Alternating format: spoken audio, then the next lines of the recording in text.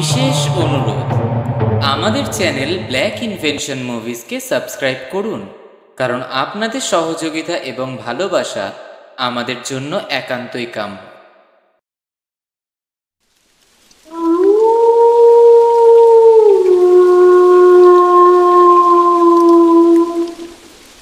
Black Invention.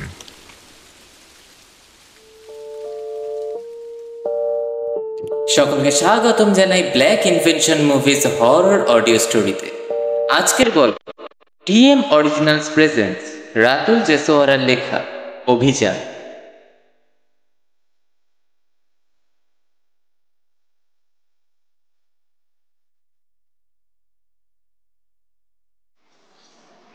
বেশ সকালবেলা এক কাপ চা টেবিলে নিয়ে ইতিহাসের শিক্ষক অভয়বাবু বসে পেপার পড়তে। সামনেই বসে আছে তার দুই ছাত্র সোহম এবং শ্রীকান্ত। টিকা লেখাতে লেখাতে চায়ে একবার চুমুক দিয়ে হালকা পেপারটা নাচিয়ে অভয়বাবু পড়তে শুরু করে। সবার অজানা এক গ্রাম, নদীর ধারে উপস্থিত এই গ্রামটার নাম হরিণডাঙ্গা। এখন এই গ্রামে শুধুমাত্র ইতিহাস ছাড়া আর কিছুই নেই। গ্রামের চারিদিকে ছড়িয়ে আছে কেবল কুড়ে ঘরের ধ্বংসাবশেষ আর গাছপালায় ঢেকে থাকা মাটির পথ। কেউ সেই গ্রামে যায়ও না। যারা একবার গেছে তারা আর ফিরেই আসেনি। সেই দিনের বিজ্ঞাপনে এই গুজব চারিদিকে ছড়িয়েছিল। অভয়বাবু হরিণডাঙ্গার বিষয়টি নিয়ে খুব চিন্তিত হয়ে পড়ে যান। তার এই চিন্তিত মুখ দেখে তার এক ছাত্র বলে ওঠে, ও স্যার, নীলবিদ্যের টিকা লেখাতে লেখাতে আপনি বিজ্ঞাপনে হরিণডাঙ্গায় ঢুকে গেলেন কেন? স্যার, এইসব গুজবে কান দেবেন না। হ্যাঁ স্যার, যত সব ফালতু জিনিস বাদ দিন এইসব। সোহম আর শ্রীকান্তর এই কথা শুনে অভয়বাবু একটু রেগে যায়। অভয়বাবু রেগে গিয়ে বলে ওঠেন, তোরা ইতিহাসের বিষয় নিয়ে কতটা জানিস? না জেনে ভুলভাল মন্তব্য করবি না। দেখছিস না বিজ্ঞাপনের মধ্যে লেখা আছে এখন এই গ্রামে শুধুমাত্র ইতিহাস ছাড়া আর কিছুই নেই। যদি সত্যি ঐতিহাসিক জিনিস থাকে তাহলে চলুন খুঁজে আসি হরিণডাঙ্গায় কি ইতিহাস লুকিয়ে আছে। বাহ, এতদিন পর তোর মুখে একটা ভালো কথা শুনতে পারলাম। এই সোহম, বেকার কেন স্যারকে যাওয়ার কথা বলছিস তুই? আরে তোর মনে হয় হার্ড গিফটটা স্যার নিজের পকেটে টাকা খরচা করবে? এই এই কি বলছিস? আমি হারকিপটা? কই না তো, আমি কিছু বলিনি তো। তুই তুই বলেছিস তার মানে? ঠিক আছে, এই সোহম চুপ কর। স্যার দেরি হয়ে যাচ্ছে, 11টা বাজে, আবার কলেজ যেতে হবে। আজকে আমরা আসি তাহলে। এই দাঁড়া, নীল বিদ্রোহের টিকা এখনো শেষই হলো না আর তোরা। এরপর সোহম আর শ্রীকান্ত বাড়ির দিকে রওনা দেয়, আর অপরদিকে অভয়বাবু হরিণডাঙ্গা সম্পর্কে সমস্ত তথ্য বার করে নেয়। মনে মনে সিদ্ধান্ত নিয়ে ফেলে সেই গ্রামে যাওয়ার জন্য।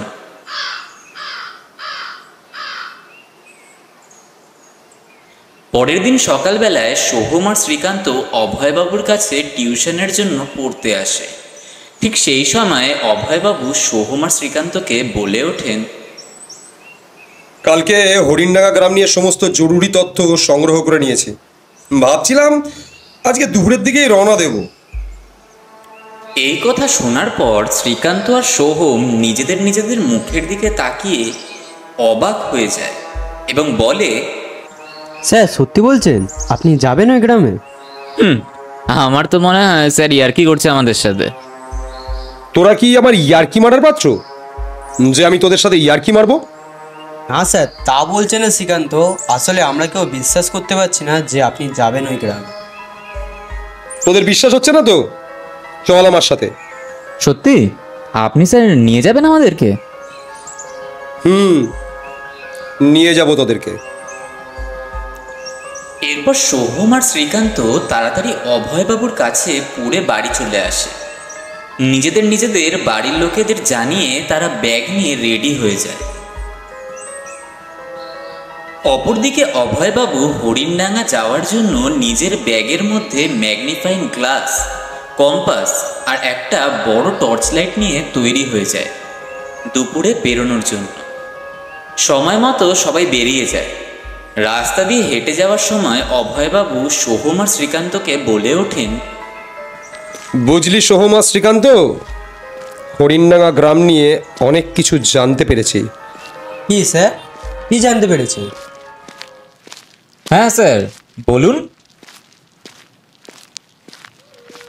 তাহলে শোন, কলকাতার নামকরা এক ইতিহাসবিদ এই গ্রামটার উল্লেখ করেন 1835 সালের জমিদারির দলিলে, কিন্তু আসল ইতিহাস লুকিয়ে আছে হরিণঘাটা জমিদার বাড়ি নিয়ে। এই বাড়িটা ছিল লন্ডনের এক মহাপুরুষ, যার নাম ছিল হ্যারি স্মিথ। তিনি পেশায় একজন ব্যবসায়ী ছিলেন। তারপর তারপর বলুন। হ্যারি সেই বাড়ির তার পরিবারকে নিয়েই থাকতো। পরিবারের মধ্যে তার ওয়াইফ, ডটার আর তাদের সাথে এক বিদেশি কুকুরও ছিল। কিন্তু কয়েক বছর যাওয়ার পর তাদের বাড়ির এক একটা সদস্য মারা যায় এক রহস্যময়ভাবে। তারপর আশেপাশের গ্রামবাসীরা সেই হরিণডাঙ্গা গ্রামকে অভিশপ্ত বলে দাবি করে। সত্যি স্যার, অনেক কিছুই তো জানেন আপনি। সবটা জানি না, তবে যতটা জানি ততটাই শোনালাম তোদেরকে। কিন্তু স্যার আমার একটা কোশ্চেন আছে, কি এমন রহস্য যার জন্য সবাই মারা গেল? আর আশেপাশের গ্রামবাসীরা কেনই বা ওই গ্রামকে অভিশপ্ত বলে?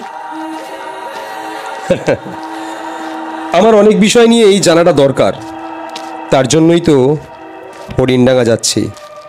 ঠিক আছে, এখন তাড়াতাড়ি চল, নাহলে ট্রেনটা আবার মিস হয়ে যাবে।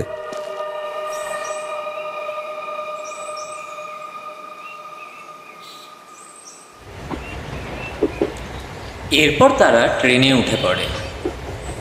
ট্রেনে ওঠার পর অভয়বাবু খেয়াল করেন সোহম আর শ্রীকান্ত দুইজনের মধ্যেই এক আলাদা আগ্রহ কাজ করছে। তখন প্রায় 1.5 ঘন্টার পথ অতিক্রম করে তারা প্রবেশ করে হরিণডাঙ্গা স্টেশনে। স্টেশনে নামার পর তারা পুরো অবাক। তারা দেখে স্টেশনে মানুষ তো দূরের কথা, স্টেশন মাস্টার পর্যন্ত স্টেশনে নেই। স্টেশনটা দেখে ওরা বুঝতে পারে প্রায় কয়েক বছর ধরে প্ল্যাটফর্মগুলো বন্ধ পড়ে আছে। এরপর তারা আস্তে আস্তে সেই স্টেশনের বাইরে বেরিয়ে তারা নদীর ধারের পথ ধরে হরিণডাঙ্গা গ্রামের দিকে এগিয়ে যেতে থাকে। গ্রামের ভেতরে প্রবেশ করতেই তারা সবাই লক্ষ্য করে যে সন্ধে নেমে এসেছে। গ্রামের চারিপাশের কুড়ে ঘরগুলো দেখে মনে হচ্ছে যে এইখানে মানুষ তো দূরের কথা, জন্তু জানোয়ার পর্যন্ত থাকতে পারবে না।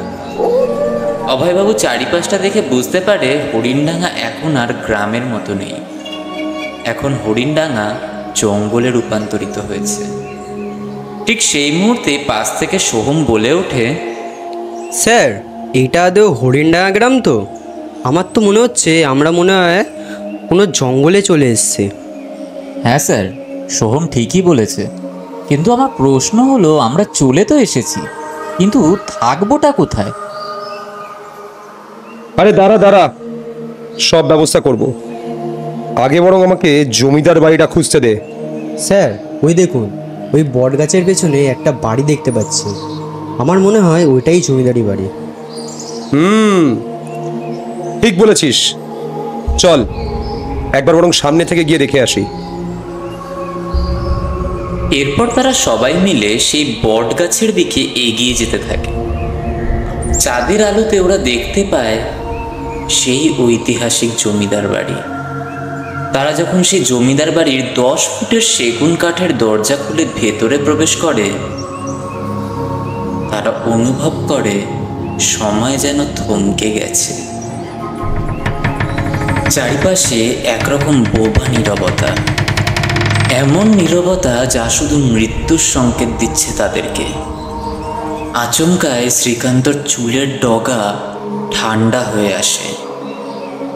সবাই অনুভব করে বাতাসে যেন ভেজা কাঠ, পুরনো ধূপকাঠি আর পচা পাতার গন্ধ মিশিয়ে এক অদ্ভুত গন্ধ তাদেরকে আকর্ষণ করছে জমিদার বাড়ির ভেতর থেকে। উঠোনের মাটির ওপর শ্যাওলা দিয়ে ঢাকা। পা ফেলতেই একটা চ্যাটচ্যাটে শব্দ বের হচ্ছে। সেই শ্যাওলার ওপর দিয়ে হেঁটে তারা পৌঁছে যায় জমিদার বাড়ির সদর দরজার মুখে। সদর দরজার গায়ে অজস্র ভিন্ন রকমের লতা পাতা দিয়ে জড়িয়ে পেঁচিয়ে রয়েছে। অভয়বাবু সেই দরজা ধাক্কা দিয়ে খোলে। দরজার একটা কড়কড়ানি শব্দে গোটা বাড়ি কেঁপে ওঠে। ভেতরে প্রবেশ করতেই তারা দেখে পুরনো কাঠের মেঝে। মেঝেতে পা ফেলতেই এক কড়কড় শব্দে গোটা বাড়ি বেজে ওঠে। ঠিক সেই মুহূর্তে পাশ থেকে সোহম বলে ওঠে, স্যার, এই বাড়ি তো ভুতুড়ে বাড়ি মনে হচ্ছে। এই বাড়িতে থাকবো কিভাবে? এই হলো হ্যারি স্মিথের জমিদার বাড়ি। এটা কোনো ভূতের বাড়ি নয়। উল্টো পাল্টা কথা বলাটা বন্ধ কর সোহম। আমি দেখছি কোথায় থাকার ব্যবস্থা করব।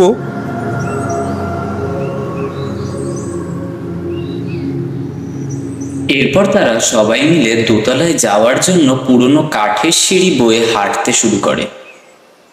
দোতলায় উঠে তাদের চোখ যায় 3 নম্বর ঘরের দিকে। সেই ঘরের ভেতরে প্রবেশ করে তারা। ভেতরে ঢুকতেই তারা লক্ষ্য করে ঘরের ভেতরে থাকা জিনিসপত্রগুলো সাদা কাপড়ে ঢাকা রয়েছে।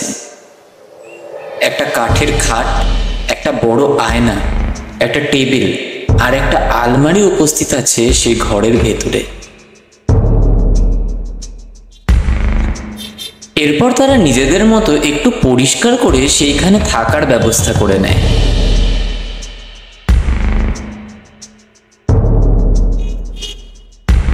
রাত প্রায় 10টা। যে যার মতো ঘুমের ঘোরে শুয়ে রয়েছে। আচমকাই একটা কান্নার শব্দ ভেসে আসে শ্রীকান্তর কানে। শ্রীকান্তর ঘুম ভেঙে যায়। শ্রীকান্ত বিছানার থেকে উঠে সেই শব্দকে অনুসরণ করে। জমিদার বাড়ির পেছনের দিকে যায়। আকাশের মেঘ তখন চাঁদের আলোকে পুরোপুরি ঢেকে দিয়েছে। চারিপাশে ঘুটঘুটে অন্ধকার। এই অন্ধকারের মধ্যে হঠাৎ শ্রীকান্ত খেয়াল করে সেই কান্নার শব্দ।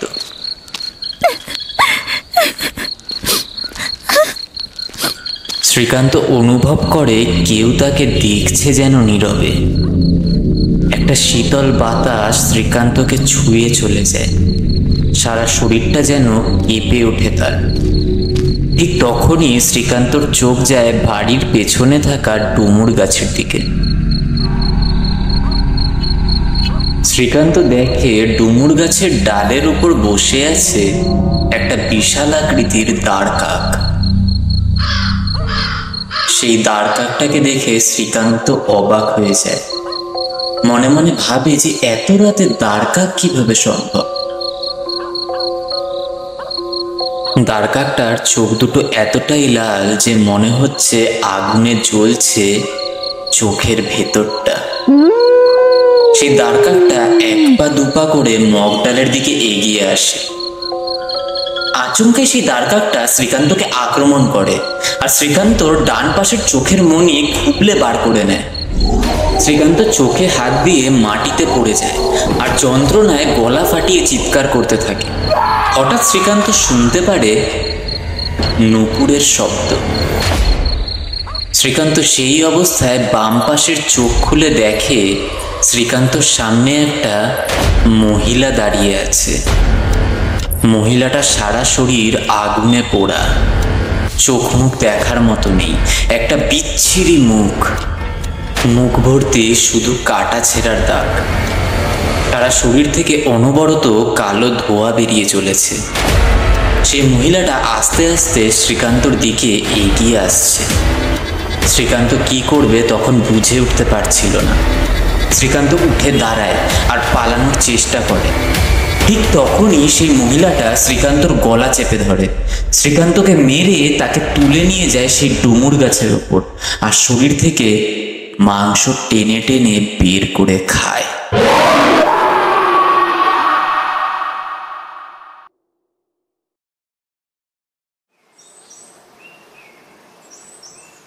এই সোহম, সোহম, তাড়াতাড়ি ওঠ। শ্রীকান্তকে খুঁজে পাওয়া যাচ্ছে না। কি বলছেন স্যার? কই চলুন তো দেখি। হ্যাঁ, তাড়াতাড়ি চল। সারা বাড়ি তন্ন তন্ন করে খোঁজে তারা দুইজন, কিন্তু তাও শ্রীকান্তকে খুঁজে পাওয়া যায় না। ঠিক সেই সময় অভয়বাবু সোহমকে বলে ওঠে, কোন বিপদের মধ্যে পড়ে গেলাম বলতো সোহম? কি করব কিছু বুঝেই উঠতে পারছি না। ছেলেটা কোথায় চলে গেল? ছেলেটার যদি এই মুহূর্তে কোনো বিপদ হয়ে যায়, তার পরিবারকে কি উত্তর দেব আমি? মাথা কাজ করছে না আমার আর। স্যার, একবার বাইরে গিয়ে খুঁজে চলুন। সারা জমিদারি বাড়িতে শ্রীকান্তকে খুঁজে না পেয়ে তারা গ্রামের দিকে বেরিয়ে যায় খুঁজতে। খুঁজতে খুঁজতে তারা নদীর ধারে চলে আসে। ঠিক তখনই সোহমের চোখ যায় নদীর পাশে এক বয়স্ক লোক নৌকাতে বসে মাছ ধরছে। সোহম লোকটার কাছে দৌড়ে যায়, তার সাথে অভয়বাবুও যায়। সোহম লোকটাকে জিজ্ঞাসা করে ওঠে, কাকা, ও কাকা। আরে आप लोग कौन है? उधर কি করতে এসছেন? আসলে কাকা, আমরা শহর থেকে ঘুরতে এসেছি এই গ্রামে। আমার বন্ধুকে খুঁজে পাচ্ছি না। আপনি কি কোনো ছেলেকে দেখেছেন এদিকে আসতে? ঘুমনে এইখানে? आप लोग का दिमाग ঠিক আছে তো? কি বলছেন বলুন তো মশাই? এই গ্রামে ভূত আছে, आप लोग জানেন না? ভূত? কি ভুলভাল কথা বলছেন বলুন তো আপনি? এই গ্রামের যে বিদেশি জমিদার বাড়ি আছে, उस বাড়ি में ভূত থাকে। রাতে অন্ধকারে ওই দুষ্টমা আত্মা আসে। আত্মা? কিসের আত্মা? যদি ভালাই চান তো শহরে জলদি ফিরে যান। এরপর লোকটা নিজের নৌকা নিয়ে সেইখান থেকে বেরিয়ে যায়। সেই লোকটা সোহম আর অভয়বাবুর মনে একটা ভয়ের আতঙ্ক ফেলে দিয়ে চলে যায়। অভয়বাবু আর সোহম দুইজনে মিলে শ্রীকান্তকে খোঁজার জন্য গ্রামের দিকে চলে আসে। খুঁজতে খুঁজতে সন্ধে নেমে আসে। সারা গ্রামের চারিপাশে খোঁজার পরেও শ্রীকান্তকে খুঁজে পাওয়া যায় না। হঠাৎ তারা লক্ষ্য করে আকাশের মেঘ পুরো কালো হয়ে গেছে, আর আকাশটা পুরো শান্ত। ওই কালো মেঘের মাঝে সেই লাল চাঁদের আলো গিয়ে পড়েছে জমিদার বাড়ির উপর। এক ভয়াবহ রূপ ধারণ করেছে সেই জমিদার বাড়িটা। সোহম আর অভয়বাবু এই দৃশ্যটা দেখছিল জমিদার বাড়ির উঠোনের ওপর দাঁড়িয়ে। এক দৃষ্টিতে তারা সেই লাল রঙের চাঁদের দিকে তাকিয়ে আছে। চাঁদটাকে দেখে মনে হচ্ছিল যে চাঁদটা আকর্ষণ করছে জমিদার বাড়িটাকে। আস্তে আস্তে একটা অজানা শীতল হাওয়া বয়ে যায় অভয়বাবু আর সোহমের উপর দিয়ে। ঠান্ডায় শরীর পুরো কাঠ হয়ে যায় তাদের। ঠিক সেই সময় সোহম বলে ওঠে, স্যার, আমার না শরীরটা কেমন যেন হালকা হালকা লাগছে। পায়ে ভর দিয়ে দাঁড়িয়ে থাকতে পারছি না। ঠিক বলেছিস সোহম, আমারও শরীরের ভেতর কেমন একটা করছে যেন। মনে হচ্ছে এক্ষুনি শরীরের ভেতরে আত্মাটা বেরিয়ে যাবে। আচমকাই আকাশ থেকে এক বীভৎস বাজ পড়ে তাদের পাশের তাল গাছের উপর। ভয় কেঁপে ওঠে তাদের সারা শরীর। কানের মধ্যে হাত দিয়ে মাটিতে পড়ে যায় তারা দুইজন। একটা ভয়ঙ্কর ঝড় ওঠে আকাশে। বাতাসে শ শ শব্দে ভরে গেছে। চারিপাশে পুরনো গাছপালা ভেঙে মাটিতে পড়ে যায়। ঝড়টাকে দেখে মনে হচ্ছে এখনই সবকিছু তছনছ করে দেবে। সেই মুহূর্তে অভয়বাবু আর সোহম কি করবে তার দিশা খুঁজে পাচ্ছিল না। তারা কোনো রকমে মাটির থেকে উঠে দৌড় দেয় জমিদার বাড়ির ভেতরে। তারা ভেতরে প্রবেশ করে। সদর দরজাটা ভেতর থেকে বন্ধ করে দেয় তারা। দরজার সামনে বসে তারা দীর্ঘ নিঃশ্বাস ফেলে। ঠিক সেই সময় তাদের কানে বেজে ওঠে হাতের চুড়ির ঝনঝনানি শব্দ, আর দোতলা থেকে একটা কাপা গলার শব্দ ভেসে আসে। আমাকে কেউ বাঁচাও, আমায় মেরে ফেলবে ওরা। ঠিক সেই সময় অভয়বাবু আওয়াজটি শুনে বলে ওঠেন, এই সোহম, এটা শ্রীকান্তর গলার শব্দ মনে হচ্ছে না? হ্যাঁ স্যার, আমিও শুনতে পেলাম। তুই একটা কাজ কর, তুই এইখানে থাক, আমি বরং দেখে আসছি দুতলা থেকে। সোহমকে দরজার পাশে বসিয়ে অভয়বাবু শ্রীকান্তকে খুঁজতে দোতলায় যায়। দোতলায় উঠে একদম শেষ ঘর অর্থাৎ 6 নম্বর ঘরের দিকে ছুটে যায়। সেইখানে ঘরের ভেতর থেকে ভেসে আসছিল শ্রীকান্তর কণ্ঠস্বর। অভয়বাবু ধাক্কা মেরে দরজাটা খোলে আর নিজের পকেট থেকে ছোট টর্চ লাইটটা বের করে আর প্রবেশ করে সেই ঘরের ভেতরে। প্রবেশ করতেই একটা ভ্যাপসা গন্ধ পায় অভয়বাবু। ঘরটা দীর্ঘদিন ধরে বন্ধ থাকার দরুন চারিদিকে ধুলো ময়লা পড়ে গেছে। আর সব থেকে অদ্ভুত বিষয়, এই ঘরের ভেতরের পড়ে থাকা জিনিসপত্রগুলো সাদা চাদর দিয়ে ঢাকা রয়েছে। অভয়বাবু সমস্ত কিছুকে অগ্রাহ্য করে এই পাশ ওই পাশ শ্রীকান্তকে খুঁজতে থাকে। শ্রীকান্তকে খুঁজতে গিয়ে অভয়বাবুর চোখ যায় ঘরে উপস্থিত থাকা বিছানার উপর। অভয়বাবু লক্ষ্য করে বিছানাটার উপর কেউ যেন শুয়ে আছে। মনে সাহস নিয়ে বিছানার থেকে চাদরটাকে টান দেয় অভয়বাবু। এরপর অভয়বাবু যা দেখে তা মোটেই দেখার মতো না। অভয়বাবু দেখে শ্রীকান্তর দেহ পড়ে রয়েছে সেই বিছানার উপর। দেহটা দেখে মনে হচ্ছে যে কেউ শ্রীকান্তর দেহ থেকে খুবলে খুবলে মাংস বের করে খেয়েছে। শ্রীকান্তর বুকের পাঁজর বের হয়ে এসেছে, চোখ দুটো নেই তার। আর খুব অদ্ভুত বিষয় হলো শ্রীকান্তর শরীরে এক বিন্দু রক্ত নেই। মনে হয় কেউ তার শরীর থেকে রক্ত চুষে বার করে নিয়েছে। এই দৃশ্য দেখে অভয়বাবু বেশ ভয় পেয়ে মাটিতে পড়ে যায়। অভয়বাবুর কণ্ঠস্বর বন্ধ হয়ে গেছে সেই মুহূর্তে, হাত পা কাজ করা বন্ধ হয়ে যায় তার। হঠাৎ অভয়বাবুর চোখ যায় ঘরের উত্তর দিকের জানলার বাইরের ডুমুর গাছের ডালের দিকে। এক বিশাল আকৃতির দ্বারকাক চাঁদের দিকে ইঙ্গিত করে অনবরত ডেকে চলেছে। দ্বারকাকটাকে দেখে অভয়বাবু চমকে ওঠে। অভয়বাবু বুঝে যায় যে এই জমিদার বাড়ি সাধারণ নয়। এই জমিদার বাড়িকে ঘিরে বিজ্ঞাপনে যা শুনেছিল তা সত্যই গুজব। এইখানে কোনো ইতিহাস নয়, বরং অলৌকিক কিছু রয়েছে। অভয়বাবু আর দেরি না করে ঘরের বাইরে পালানোর প্রস্তুতি নেয়। মাটির থেকে উঠে পালাতে যাবে কি, ঘরের দরজাটা আচমকাই হাওয়াতে বন্ধ হয়ে যায়। অনেক চেষ্টা করলেও দরজা কিন্তু খোলে না। ঠিক সেই মুহূর্তে পেছন থেকে পায়ের নুপুরের শব্দ ভেসে আসে অভয়বাবুর কানে। ভয় সেইখানে দাঁড়িয়ে পড়ে অভয়বাবু। একটা গলা ঢোক গিলে পেছনের দিকে হালকা ঘাটটাকে বাম দিকে সরায়। বাম দিকের দেওয়ালে ঝুলে থাকা আয়নার দিকে চোখ যায় অভয়বাবুর। অভয়বাবু আয়নায় দেখে একটা মহিলা তার পেছনে দাঁড়িয়ে রয়েছে। তার সারা শরীর আগুনে পোড়া, গায়ের থেকে অনবরত কালো ধোঁয়া বের হয়ে চলেছে। অভয়বাবু চমকে যায় দৃশ্যটাকে দেখে। টর্চ হাতে নিয়ে পেছনে ঘোরে আর সেই মহিলাটা আচমকাই মুখোমুখি হয়ে যায় অভয়বাবু। সারা মুখে কাটা ছেঁড়ার দাগ, চোখ থেকে অনবরত আগুন বের হয়ে চলেছে। অভয়বাবু কিছু করতে যাবে কি, সেই মহিলাটা অভয়বাবুর পেটের ভেতরে হাত ঢুকিয়ে নাড়ি বার করে দেয়। অভয়বাবু যন্ত্রণায় গলা ফাটিয়ে চিৎকার করে ওঠে।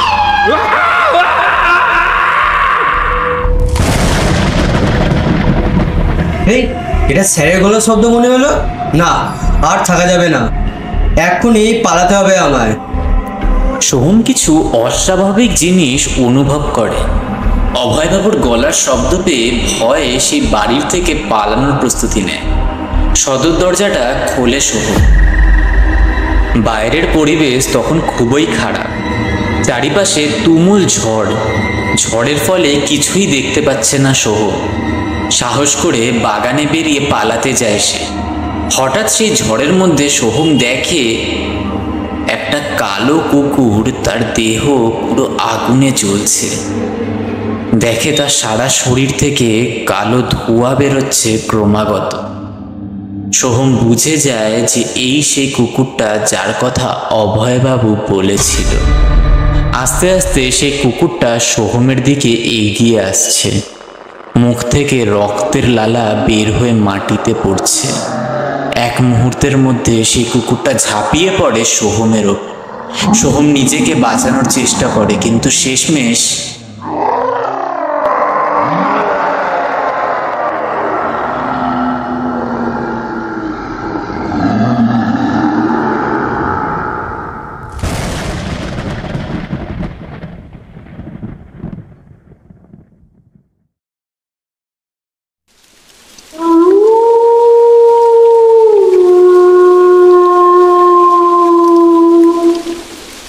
Black Invasion.